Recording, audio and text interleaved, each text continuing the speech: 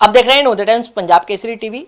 Haryana Sikh Gurdwara management committee को लेकर एक रिव्यू पिटीशन सुप्रीम कोर्ट में डाली थी, लेकिन उसको भी सुप्रीम कोर्ट ने खारिज कर दिया। हमारे साथ वकील सिद्धार्थ बत्रा जी हैं। बत्रा जी, क्या था पूरा मामला और किस तरीके से रिव्यू पिटीशन डली थी और इसको भी खारिज कर दिया सुप्रीम कोर्ट ने? 2014 में हरियाणा की सरकार एक लेजिस्लेशन लेके आई थी जिसमें हरियाणा के लिए उन्हें अलग गुरुद्वारा बनाने का प्रबंध किया था, जिसको सुप्रीम कोर्ट में चैलेंज किया गया। एक हरभजन सिंह जो कि एक एसजीपीसी के मेंबर थे, उन्होंने चैलेंज किया और 2018 में फिर एसजीपीसी ने खुद इसको चैलेंज कर दिया। जहाँ तक उनका हरियाणा के लेजिस्लेशन बनाने का चैलेंज था, वो सुप्रीम कोर्ट ने पहले ही खारिज कर दिया था। उसके बाद एसजीपीसी ने, मैंने पढ़ा बहुत ही न्यूज़पेपर रिपोर्ट्स में और प्रिंट मीडिया में, हर जगह मैंने पढ़ा कि रिव्यू डाल दी है और रिव्यू को ऐसे बताया गया कि जैसे कोई अपील डल गई हो। जब सुप्रीम कोर्ट का एक डिसीजन हो जाता है, उसके खिलाफ कोई अपील प्रोवाइडेड नहीं है। हाँ, रिव्यू का एक प्रोविज़न है, उसकी एक जुरिसडिक्शन बहुत ही लिमिटेड है और इस केस में ऐसा कोई रीज़न नहीं था कि रिव्यू को एंटरटेन किया जाए। वही देखते हुए सुप्रीम कोर्ट ने उनकी रिव्यू पिटीशन को खारिज कर दिया और वो डिसीजन ऑलरेडी जो हरियाणा लेजिस्लेशन लेके आई थी, उसको तो सुप्रीम कोर्ट ऑलरेडी अपहोल्ड कर चुकी है।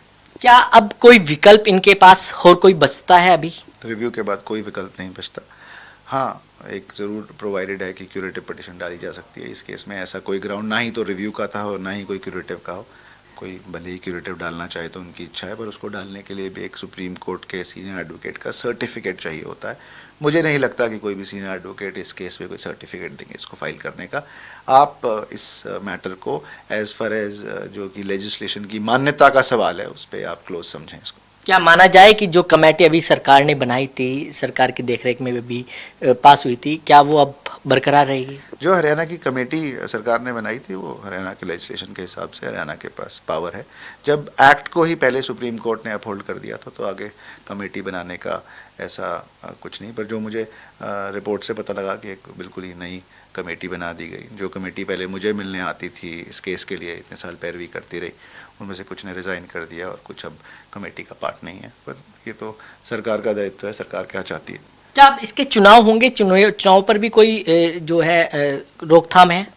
कोई भी रोकथाम नहीं है चुनाव पे। इसके चुनाव के लिए हरियाणा सरकार ने एक और नोटिफिकेशन निकाली थी और उन्होंने अमेंडमेंट किया कि हम 18 महीने में इसके चुनाव कराएंगे और इस चुनाव कराने के लिए उन्होंने जस्टिस एच.एस. भल्ला को इलेक्शन कमेटी का इंचार्ज चेयरमैन बनाया है और इसकी विधिवत तौर पे 18 महीने में चुनाव कराने चाहिए। पर हरियाणा सरकार ने ये भी कहा कि अगर 18 महीने में नहीं होते तो हम अगले 18 महीने आगे भी इसको एक्सटेंड कर सकते हैं, जो मुझे नहीं लगता करना चाहिए, क्योंकि अल्टीमेटली एक डेमोक्रेटिक सेटअप और एक जो नई मैनेजमेंट आएगी वो डेमोक्रेटिकली इलेक्टेड हो तो गुरुद्वारों के लिए भी अच्छा होगा।